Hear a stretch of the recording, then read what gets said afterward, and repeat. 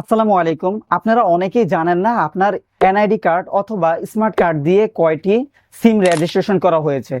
আমি আজকে আপনাদেরকে দেখাই দিব আপনাদের এনআইডি কার্ডের লাস্টের 4টি ডিজিট দিয়ে এবং একটি এসএমএস এর মাধ্যমে কিভাবে দেখবেন আপনারা আপনাদের এনআইডি কার্ড দিয়ে কয়টি সিম রেজিস্ট্রেশন করা আছে।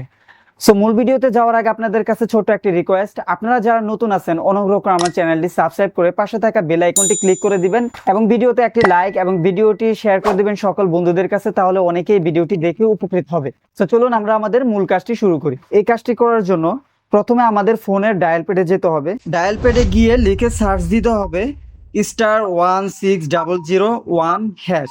এটা লিখে এই কোডগুলো লিখে আমাদেরকে ডায়াল করতে হবে।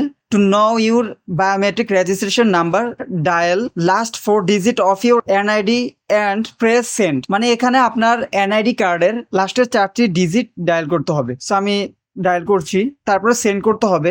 দেন এখানে লেখা your request has been accepted, please wait for reply. So আমাদেরকে একটু অপেক্ষা করতে বলা হয়েছে।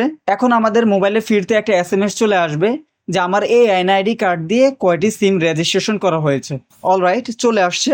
এখন এখানে আমরা দেখতে পাচ্ছি আমার এই এনআইডি কার্ড দিয়ে টোটাল 4টি সিম রেজিস্ট্রেশন করা হয়েছে। এখান থেকে জিপি মানে গ্রামীণ সিম রেজিস্ট্রেশন করা হয়েছে 1টি, এবং বাংলালিংক সিম রেজিস্ট্রেশন করা হয়েছে 2টি, এবং টেলিটক সিম রেজিস্ট্রেশন করা হয়েছে 1টি। সেইভাবে আমরা খুব সহজে দেখতে পারবো আমাদের এনআইডি কার্ড দিয়ে কয়টি সিম রেজিস্ট্রেশন করা হয়েছে। সো ভিডিওটি আপনাদের যদি বিন্দু পরিমাণ উপকারে আসে অবশ্যই একটি লাইক এবং ভিডিওটি শেয়ার করে দিবেন সকলের মাঝে, তাহলে অনেকে এই ভিডিওটি দেখে উপকৃত হবে। এবং নতুন হয়ে থাকলে চ্যানেলটি সাবস্ক্রাইব করে পাশে থাকা বেল আইকনটি ক্লিক করে দিবেন।